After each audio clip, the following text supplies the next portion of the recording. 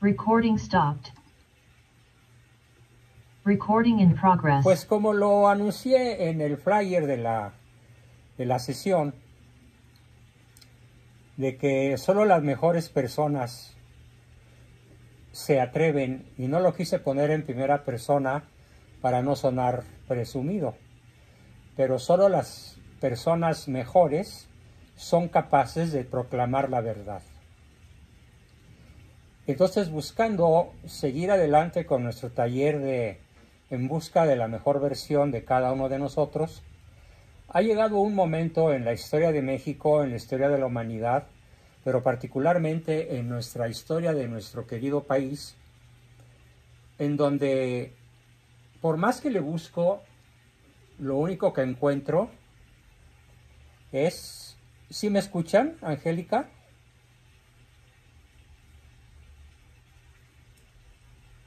Sí, yo sí. Bueno, sí, porque alguien escribió que se había bajado el volumen, pero yo estoy con un volumen alto, ¿eh?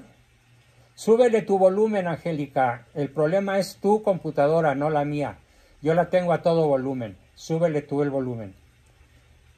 Bien.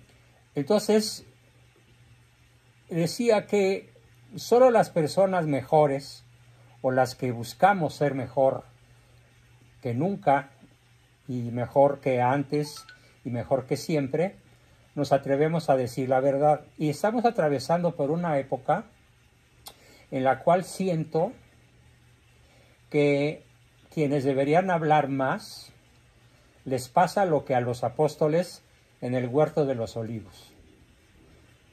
Cuando Cristo va a ver cómo están, los encuentra dormidos y los reconviene, los regaña, les llama la atención, porque están dormidos mientras Él está en oración y velando, esperando su crucifixión. Velad y orad para no caer en tentación.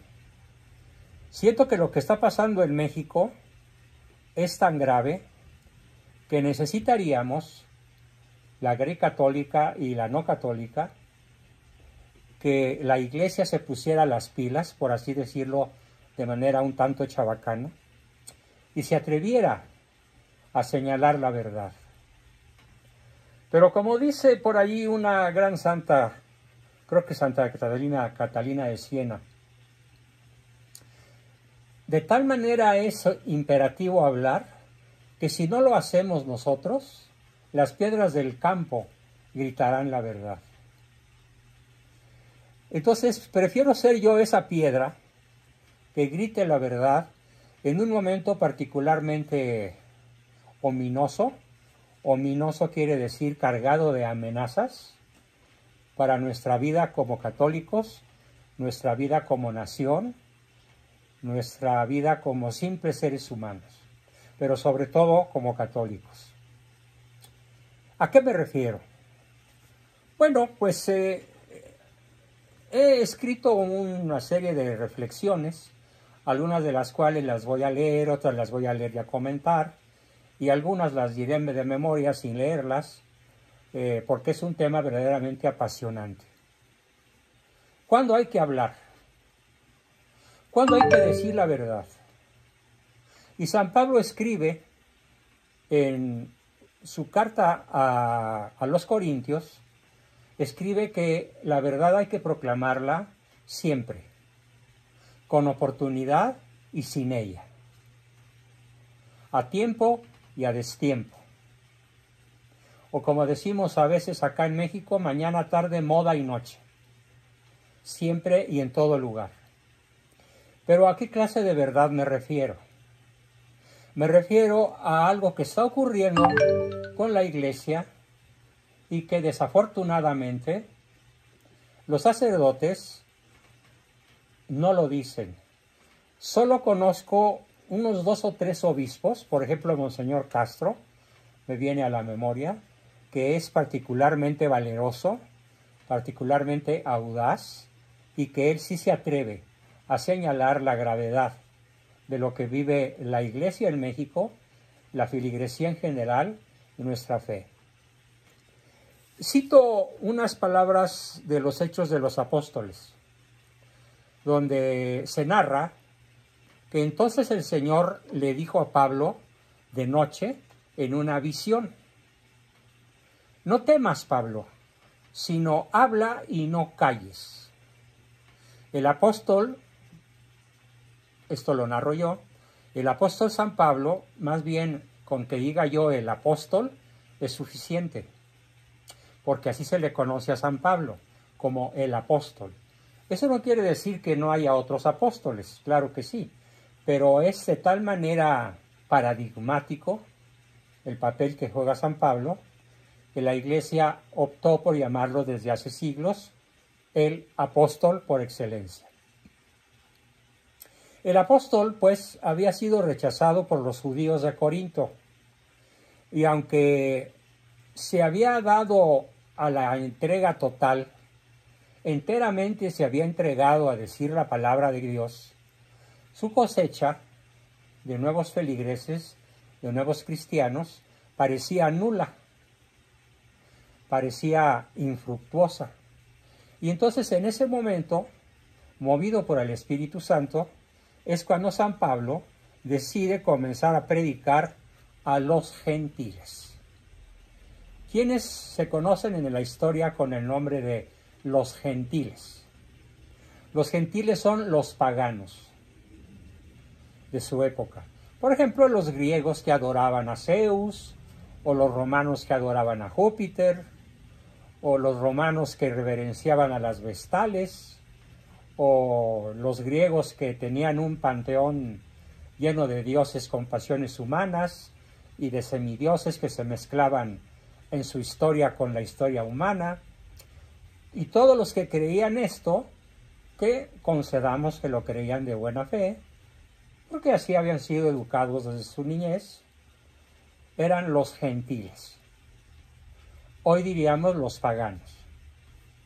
Y entonces él decide irse con su mensaje cristiano a hablarles a los gentiles, porque él tenía una especie de sacerdocio ministerial, como el que tenemos los que hablamos con la autoridad de Cristo.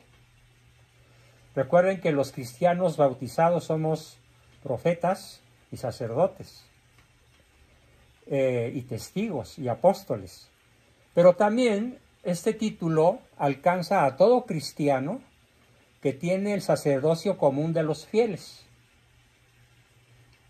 Sacerdocio común de los fieles, aunque carezca de la autoridad que se llama ex officio, o sea, el oficio de celebrar misa, los sacramentos, la confesión, convertir el pan y la sangre en el cuerpo y la sangre de Cristo. Ese es el ex officio. Nosotros no somos sacerdotes ex officio, sino por nuestra condición de bautizados, tenemos la obligación de propagar la palabra del Señor. Nuestros deberes y funciones son ineludibles, básicamente ineludibles. De modo que la exhortación que nos hace Pablo de no temer, más bien la exhortación que le hace el ángel a Pablo en el sueño es: no temas, habla. Y entonces yo quiero hacer lo mismo. Yo quiero hablar sin temor. Y quiero que todos lo hagamos sin temor. Hablar y no callar. A todos obliga. El hablar, el no callar, no se refiere solamente a la fiel transmisión del depósito de la fe revelada, aunque obviamente lo incluye, porque en el fondo es lo mismo, sino a la vida concreta, a la docencia. En la medida en la que ustedes se basan en estas sesiones para adoctrinar, para enseñar, para transmitir, están ejerciendo una labor docente. No nada más yo, como el docente decano del grupo o principal responsable, sino ustedes también. Hay que atrevernos a hablar desde la docencia, porque tenemos la certeza de que la palabra que transmitimos no es la nuestra, es la de Cristo. Y que además tenemos la obligación aparte de la docencia, de la defensa de la fe y de la defensa de la Iglesia a través de los pequeños asuntos cotidianos, que son una especie de hablar participando con nuestros asuntos cotidianos. Si los hacemos por Cristo, en Cristo y con Cristo, sin palabras audibles, estamos frecuentemente, aunque no de modo explícito y doctrinal, estamos llamados a hacerlo, a testimoniar con nuestras pequeñas acciones cotidianas el amor a Cristo. Como cuando, agotado por el cansancio de un día interminable, mi esposa me pide un vaso con agua y en vez de decirle ve tú por él, aunque me esté cayendo de sueño, lo coloco en el altar de Cristo, claro, también en el de mi esposa, pero ante todo en el de Cristo, y por más difícil que sea bajar 3 pisos por un vaso con agua, lo hago en ese sentido que lo estoy planteando, que mis acciones hablen, no nada más mis palabras, que mis acciones sean un testimonio de mi fe. En ese sentido, todos estamos llamados, y el mandato de no callar, engloba nuestras acciones, no nada más nuestras palabras, sino nuestras acciones. Y entonces el que habla de ese modo logra la mejor versión de sí mismo. Porque el mandato de no callar, el que a todos nos obliga, siempre que tengamos algo de qué hablar. Nuestras acciones tienen siempre algo de qué hablar, del mensaje de Cristo. De eso se trata. Aquí vuelvo a ceder la palabra a San Pablo. He tenido algo de qué hablar en el seno de la vida de la Iglesia, y por eso, dice San Pablo, no me callo, ni me callaré, aunque la vida me cueste, y todos sabemos que murió crucificado, al igual que su maestro. Del inevitable no callar ha nacido este libro, en el que ahora me baso, más bien que libro, en esos apuntes en los que ahora me baso, porque sería demasiada pretensión decirle libro. Primero voy a hacer un grupo de reflexiones el día de hoy, un grupo de reflexiones que me he venido haciendo desde hace mucho, desde hace muchos años, más de 30 o probablemente más de 40, desde que yo trabajo en lo que trabajo como terapeuta católico, como testigo de Dios, de la palabra de Cristo, en la persona de mis centenares de alumnos a lo largo de tantos años, que es incluso anterior a 1980. Bueno, pues entonces, ahora quiero referirme a algo en lo que me he referido en estas notas que he escrito este fin de semana y hoy por la mañana. Algo que he nombrado la autodemolición de la Iglesia. Hace un rato en la conferencia improvisada que estábamos teniendo antes de iniciar la sesión, comentaban que el Papa Francisco ya no quiere ser llamado Papa,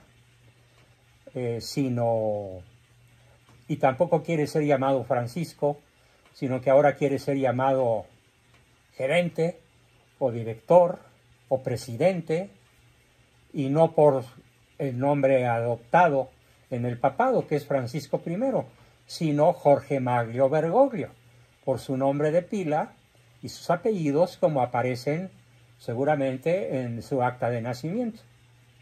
Cosa que, dicho sea de paso, me parece un reverendo despropósito.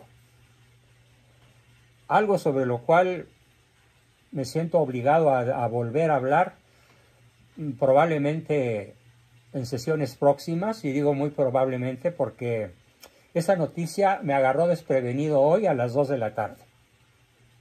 Eran las 2 de la tarde cuando bajé a mi computadora porque habían estado haciendo antes otras actividades y me voy topando con esta noticia de que el Papa ya no quiere ser llamado Papa, sino con un título estrictamente mundano. Bueno, esta autodemolición es muy negativa para todos nosotros, y aunque sabemos por dogma de fe que la Iglesia, desde el punto de vista del cuerpo místico, de que somos el cuerpo místico de Cristo, desde ese punto de vista, la Iglesia es indemolible, o sea, no se puede demoler el cuerpo místico de Cristo. Lo que sí se puede demoler es lo que ahora el Papa señala dramáticamente: la presencia activa de él, del Papa Francisco, que carcome como una larva que corroe y taladra la madera hasta volverla polvo y derrumbar toda la estructura. ¿A qué me quiero referir? A lo que hoy se conoce con el nombre de teología progresista. Uy, ¿cómo atrae esa palabra? O esa doble palabra. Teología de la liberación. Válgame Dios, la gente se desgarra de emoción las vestiduras. Teología de la liberación. Cristo vino a liberarnos de la opresión de las estructuras sociales. Ya Chole vendía su casa. Eso no es cierto. Cristo no vino a modificar las estructuras socioeconómicas, macroculturales o culturales de las naciones. Cristo vino a convertir los corazones a su amor. Cristo vino a morir por justos y pecadores, para que todo aquel que así lo decida alcance la vida eterna por los méritos de Cristo, aunque no se haya ocupado, porque no es campo de su competencia, de transformar las organizaciones, las estructuras, los partidos, las corrientes ideológicas, la forma de gobierno de su ciudad, de su barrio, de su colonia o de su nación. Cristo no es un reformador social. Y hoy, desgraciadamente, infinidad de sacerdotes, yo diría la mayoría, y una buena mayoría de obispos, así presentan a Cristo en esta teología progresista o teología de la liberación, que da paso a algo que hoy quiero criticar con singular energía: el secularismo demoledor. ¿Qué quiere decir secularismo? Secularismo viene de la palabra latina seculum, que significa el siglo. Y entonces, cuando hablamos de los hombres del siglo, de los seculares, hablamos de los hombres que vivimos en la sociedad que no es la iglesia, que enseña, la iglesia que bautiza, la iglesia que imparte los sacramentos, sino ese cuerpo místico al cual pertenecemos mediante el bautismo. Este cuerpo místico no es demolible. Pero ¿qué es lo que sí está demoliéndose? La estructura jerárquica del mando. El Papa, hasta donde alcancé a leer yo, y espero volver a leer para estar seguro de lo que leí, el Papa se niega a hablar de infalibilidad papal. Esto tiraría por tierra 2000 años de enseñanzas. Si el Papa no es infalible, entonces Lutero tenía razón. Si el Papa no es infalible, Zwinglio y Calvino tenían razón. Y tienen razón los 500,000 líderes de otras tantas disque iglesias protestantes que se dan tan solo en la Unión Americana. Y tendría razón cualquier persona que quiere acomodar la palabra de Cristo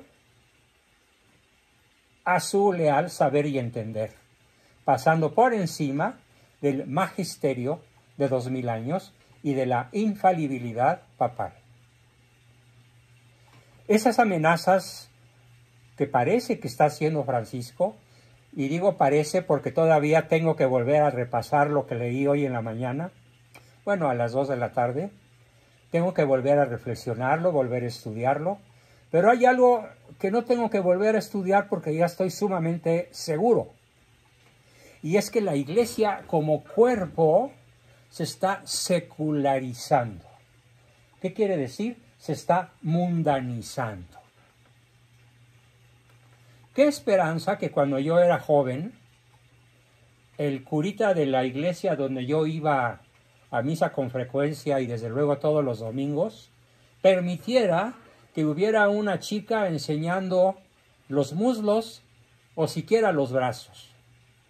Tenía que tener cubierto desde el cuello hasta los puños y desde la cintura hasta media pierna, no a la rodilla, a media pierna.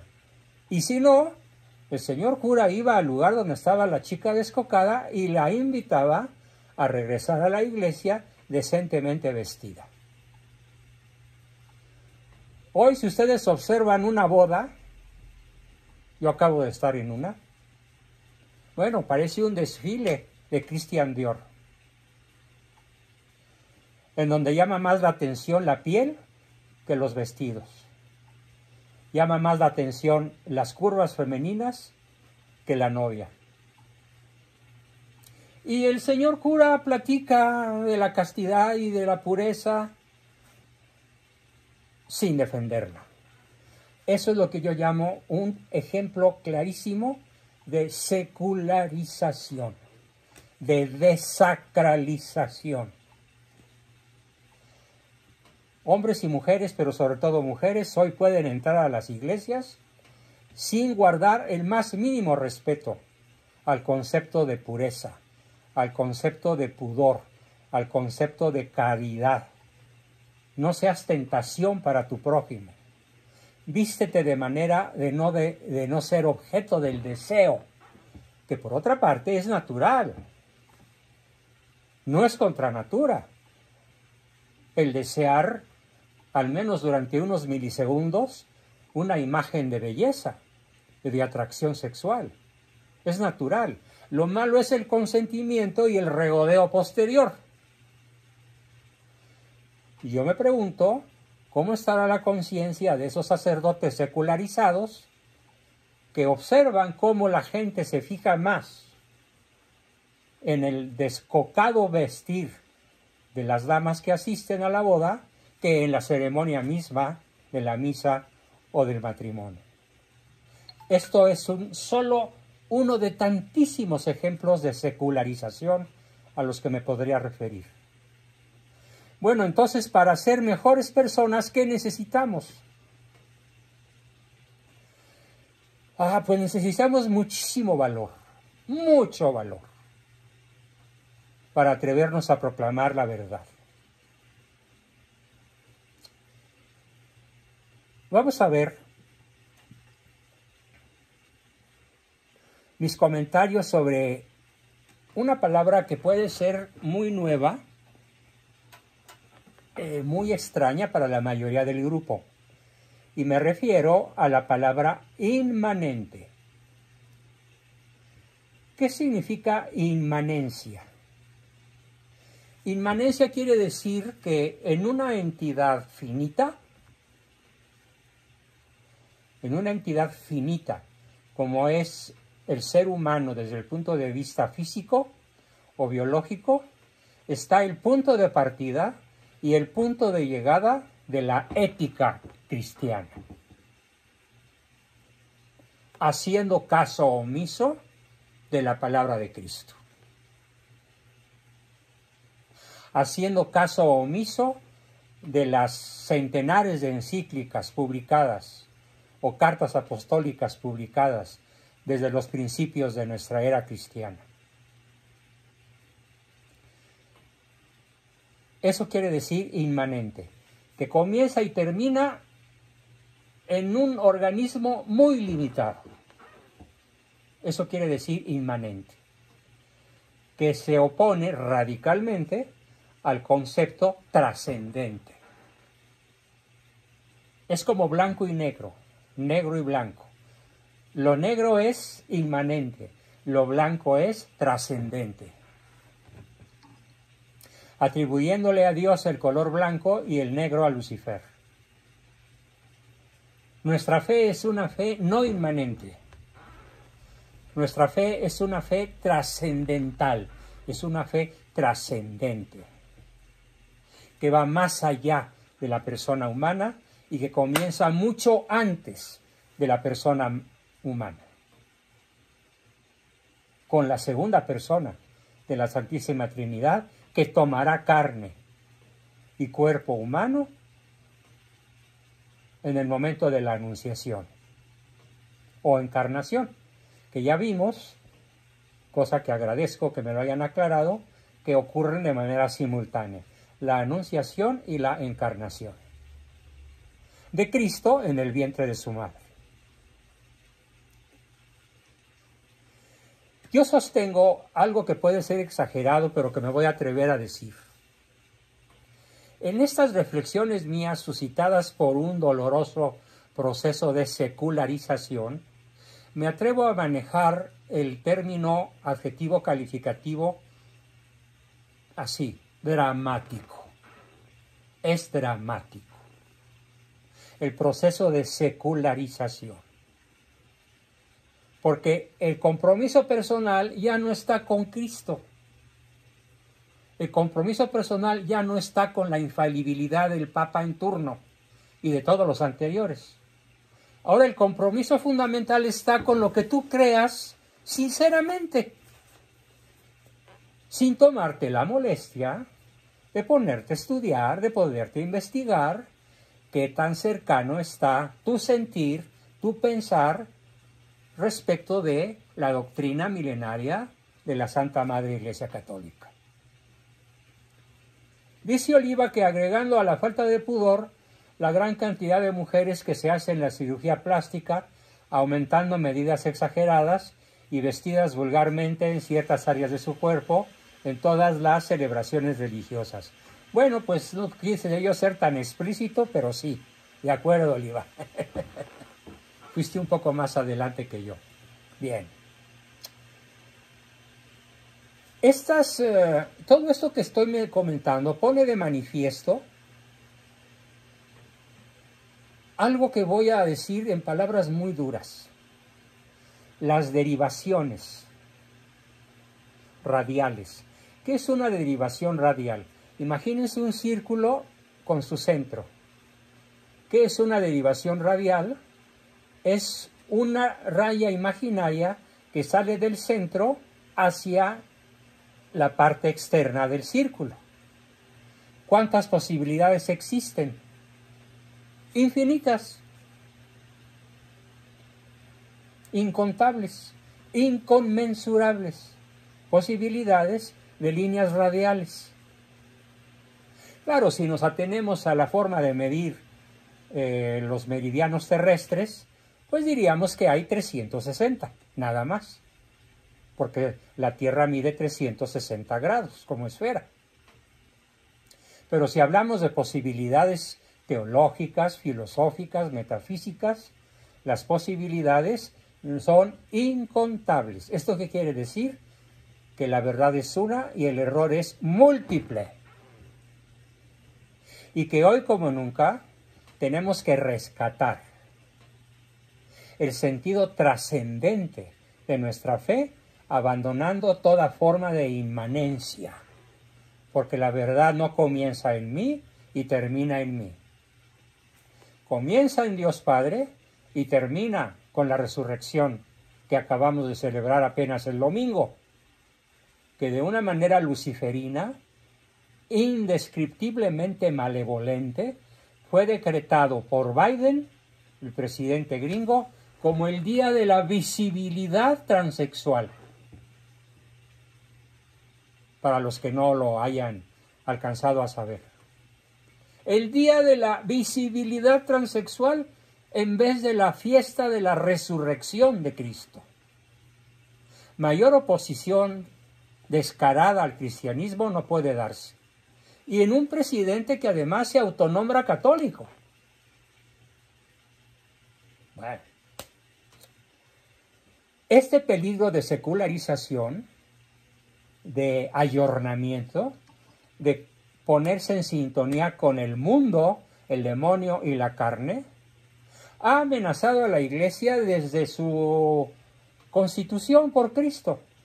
¿Cuándo instituye Cristo su Iglesia? Hay dos momentos culminantes. Uno lo acabamos de celebrar el jueves de la semana pasada, cuando instituye la Eucaristía en la última cena. Y el otro cuando nombra a Pedro la roca sobre la cual fundamentará su Iglesia. Son los dos instantes fundacionales de la Iglesia.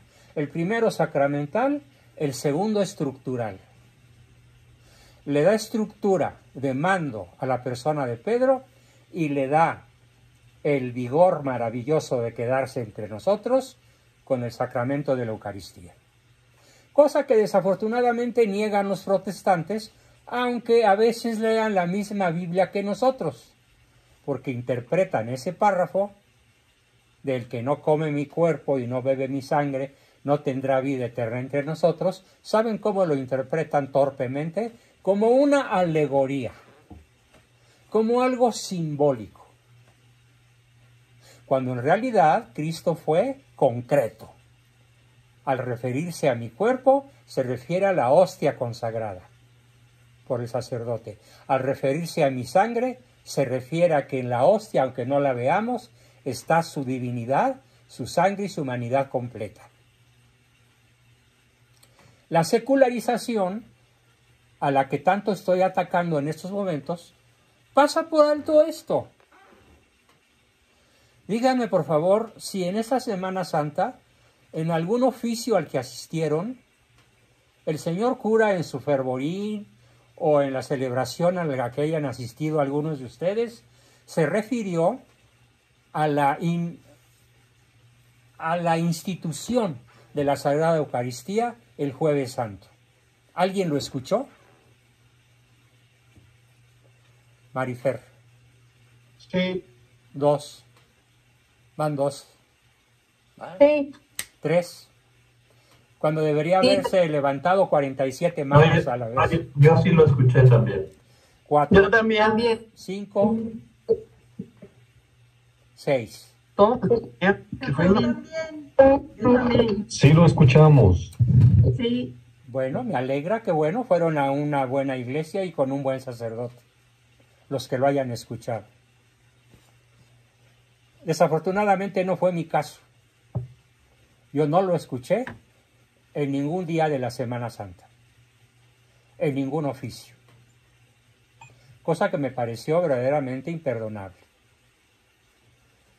Entonces esta secularización que nos amenaza desde su constitución, pero sobre todo hoy como nunca, el siglo, el seculum es el mundo, nos amenaza como nunca. Nos amenaza con invadirnos. E implica, esto que estoy señalando, un afincamiento definitivo. O sea, el secularismo está fincando su edificio en el corazón de la cristiandad. Ante el silencio de muchos obispos y de una buena mayoría de sacerdotes. No era necesario esperar a Friedrich Nietzsche para saber que el espíritu mundo significa el sentido de la tierra, de esa que puede escurrirse entre tus manos, ¿sí? La tierra, no el globo terráqueo, sino la tierra, porque para Nietzsche somos solo tierra, momentánea. Somos un ser para la nada en un universo carente de significado. Este sentido de la tierra, opuesto al sentido del cielo, al sentido de la vida eterna, es lo que cada día nos invade más. La inmanencia terrena, es decir, que todo comienza conmigo y todo termina conmigo, que todo comenzó conmigo cuando fui concebido en el vientre de mi madre, y que todo terminará conmigo en el momento de mi muerte física, y que por lo tanto no hay trascendencia, es la mayor amenaza que hoy podemos sufrir los católicos en un mundo, en una iglesia secularizada, es decir, mundanizada.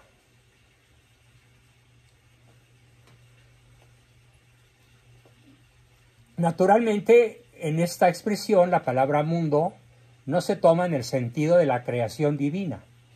No nos estamos refiriendo al mundo creado por Dios y vio que todo era bueno, sino a la tierra, al humus que nos forma durante 60, 40, 100 o los años que vivamos en esta tierra.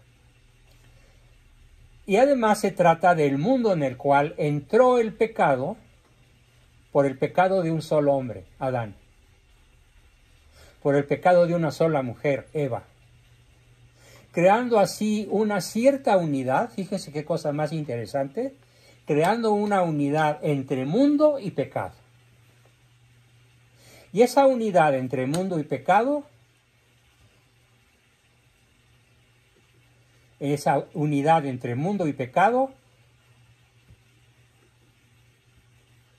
es justamente lo que quiero en estos momentos denunciar, que la Iglesia no denuncia, al menos no de una manera suficientemente clara y contundentemente frecuente. Y entonces así, el mundo cae bajo el poder del demonio y los hombres se rebelan contra Dios.